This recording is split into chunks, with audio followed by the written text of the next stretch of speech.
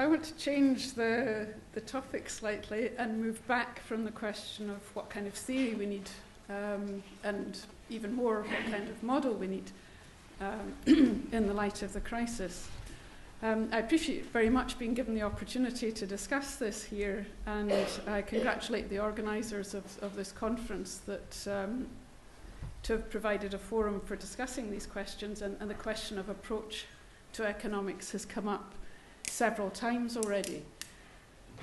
What I hope to do is to reflect on what that means. What are the implications of choosing a different approach within economics? There are many approaches within economics. Mostly we wouldn't be able to tell that looking at most of the journals, because what I'll refer to as the mainstream approach dominates the discipline so much. And yet there are other approaches which are out there to be considered as alternative ways of dealing with issues that have arisen with the crisis. And this is important when we're thinking about theories. Policymakers want theories, they want models, they want concrete guidance for policy. But what a theory means actually varies depending on the approach. So that we have to dig quite deep to understand actually what we're meaning by terms, how we're conceptualizing reality, and therefore what our theories are actually saying. Just to give two examples, Keynesian fiscal policy has been to the fore, and has already been mentioned has been a major factor in helping make sure that the recession wasn't dramatically worse than it has been. And yet, that doesn't seem to have had much impact on the structure of theory, on the one hand, and on the other hand, there is so much else in Keynes's theory that has not been discussed. We haven't had a wide discussion of Keynes's own explanation for financial instability stemming from his theory of knowledge. Minsky's explanation for the crisis has been given much more prominence, but again, it's been interpreted within the mainstream framework.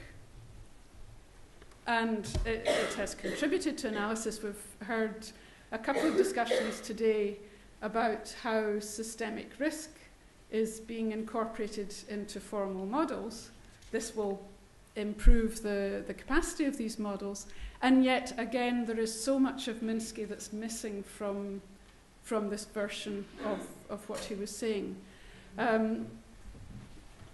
So what I want to do is to sort of step back and try and explain what's involved in different approaches to understanding the crisis, so that we can see why it matters, because different policy implications follow from different interpretations of the crisis according to different theoretical approaches. Now, what do I mean by approach? There are different words that can be used: school of thought, paradigm, scientific research program. What these terms all try to capture is, first of all, a particular understanding of the nature of the real world, an understanding of how the economy works. Secondly, it involves a specification about the preferred mode of argument. Some styles of argument are regarded as better in some approaches than in others. It also means a particular way of conceptualizing the economy and giving different meanings to words to describe the economy.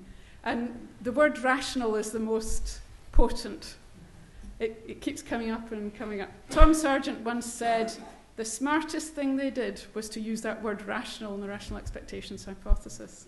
Very powerful word, but it causes so much confusion. So I'll do my bit to try and dispel that a little bit. Now, the reason we need to think about different approaches is that there is no absolute basis for choosing one approach over another. I have my own preferred approach, you have your own preferred approaches. All I'm arguing is that we should be able to provide good reasons why that approach is best suited to the problems at hand. It's a matter of weighing up costs and benefits. Some approaches, for example, a mathematical approach has particular advantages of clarity in a particular sense. Other approaches have benefits in terms of greater realism. We're familiar with the concept of trade-offs. Now, this is methodological pluralism, asking you to think about the range of approaches that are on offer. And this is often interpreted as anything goes, and that's not what I'm saying. I'm not saying you can think anything you like. I mean, you can. You might find it difficult to find others to talk to if you choose your own particular way of thinking about things. In practice, there's a fairly discrete range of approaches within economics, and therefore communities surrounding them. Now, in order to talk about this, I'm going to start with what I think are two key aspects of the crisis which theory really needs to address. I'm starting with reality. There's some reflexivity involved in this because that reflects my view that one should start with reality in theorizing, but the only thing I can do is to say that up front. That's my approach. Now, these two key features, to my mind, are, first of all, the role of market sentiment. The capacity for market sentiment to drive markets and to switch discretely. Theory which is able to explain crises has to be able to explain these big swings in asset prices. And the second issue that I'm going to focus on is the question of trust. A key feature of this crisis has been the breakdown of trust in certain banks, banks in the central bank, the public with respect to banks in the central bank. And this, at the worst point in the crisis, was becoming quite scary because it's trust between these parties on which the whole structure depends. And because of its importance, our theory also ought to be able to handle this issue of trust and to provide some guidance to policymakers as to how to build that trust up again. So let me start with market sentiment.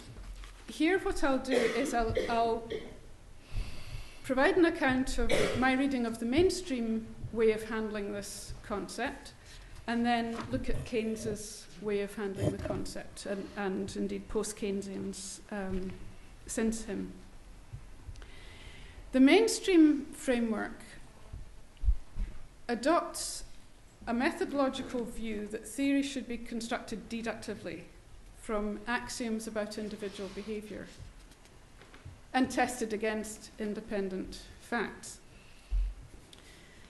The axioms, which are the benchmark, refer to rational optimizing agents with full knowledge. Now, a lot of the interesting work that's been going on is talking about deviations from that. Nevertheless, that's the benchmark. And behavioral economists, who are the ones who've most explicitly challenged the axioms within the mainstream, themselves say that what they're doing is adapting the conventional framework. Kahneman said this, Kammerer said this, De Vigne's survey in the GEL recently described the whole field as exploring deviations from the standard model. This is not what the people call themselves old behavioral economists do. They don't constrain themselves to rational economic man. I mean, they're old behavioral economists in terms of ideas, but very much alive and kicking and still producing new work. Within this framework, the only room for maneuver is to alter preferences and to put some sand in the wheels of rationality, to talk about cognitive limitations.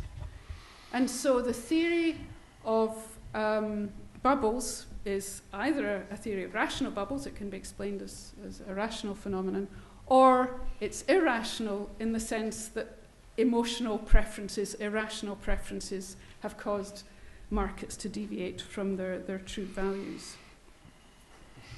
So the policy implication of this is to A, try to remove sources of asymmetric information, make assets more opaque, make institutions more transparent, provide the fullest information possible to agents, and to try and make agents behave more rationally, nudging. In other words, the policy is to try and make the world more like the model. Now, that can be justified, but it has to be justified by a value judgment that what the model produces is actually the best for society, and that has to be argued out. Now, the Keynesian framework is very different because it starts from a view that the economic system is evolving. Behaviour evolves, there are interconnections which evolve, the future is uncertain. And this is the general case. Now, if that's true, then there is a tremendous limit to how far risk can be priced. And indeed, Keynes argued there is no such thing as a true price. There's been talk about fundamentals, but from the Keynesian perspective, there is not a true price. Now, again, that doesn't mean anything goes. A mainstream approach is dualistic in the sense that either you have a true price or you don't. It's all up for grabs. In his treatise on probability, Keynes specified how we actually make decisions under uncertainty. Okay? We use evidence, as much evidence as we have, which is always of the past. We use reason, but then that leaves a big gap. Nevertheless, we do act. So what is it we use? Well, there are two other things that guide our behaviour. Conventions, social conventions, market sentiment.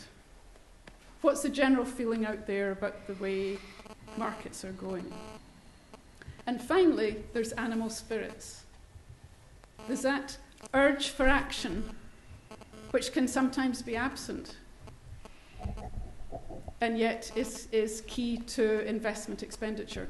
Keynes argued that if you're rational in the mainstream sense, you would never invest, because you couldn't be sure of the return, or the moments around the return either. And sometimes animal spirits confound conventions. Market leaders move the market in a particular direction. Now, from a mainstream perspective, this smacks of irrationality. Social convention and animal spirits don't fit rational economic man. I don't have time to explore it here, but I have a paper where I've developed the argument that within a Keynesian framework, reason and emotion are not either-ors. They're not a dual in the way that the mainstream framework expresses them.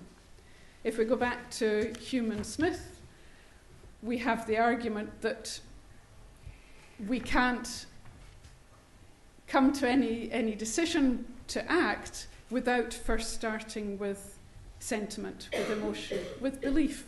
We have to believe we exist before we even start. We have to be motivated to make profits. We have this idea in our minds about how happy we'll be when we're rich. It's all emotional, and this is what drives us to act. And modern neuroscience provides a physical support for that kind of argument. Now, Keynes also argued that we as economists should also use a range of methods. Given that we don't have perfect knowledge, we also have to rely on conventional knowledge. And rather than relying purely on deductivist models, he argued that we should use mathematical models for sure if we want, but that they only represent part of the argument, that they inevitably leave out an awful lot of the considerations that we want to take into account. And I know there's going to be a presentation later which will develop this argument further. But there's a parallel here between what we as agents do and what we as economists do in terms of a pluralist approach. But the policy implication is that the authorities should take market sentiment seriously. That it's not irrationality, people taking leave of their senses, it's how people handle uncertainty. It's how people provide a basis for action. We do the best we can with reason and evidence, but there's always this gap to be filled, and we fill it with conventional knowledge. Now, the second issue that I wanted to explore, which I'll just do quickly, is the question of trust. Now, there are trust games in mainstream economics, but if you push them, you discover that trust is the outcome of rational, calculative behaviour. It's judged to be rational to trust. Otherwise, it's irrational. And this is also true of moral hazard, that moral hazard is the result of rational, calculative behaviour. It's opportunistic, but then the norm is for behaviour to be opportunistic within this approach. Other regarding behaviour is not part of the conventional model. Therefore, the solution is, again, to make sure that information flows are better and clearer, nudge people to be as rational as possible, and use regulation to reduce the scope for opportunities, and therefore for opportunism. Moral is treated as the equivalent of rational. Now, this is very different in the evolutionary approach, which is the alternative that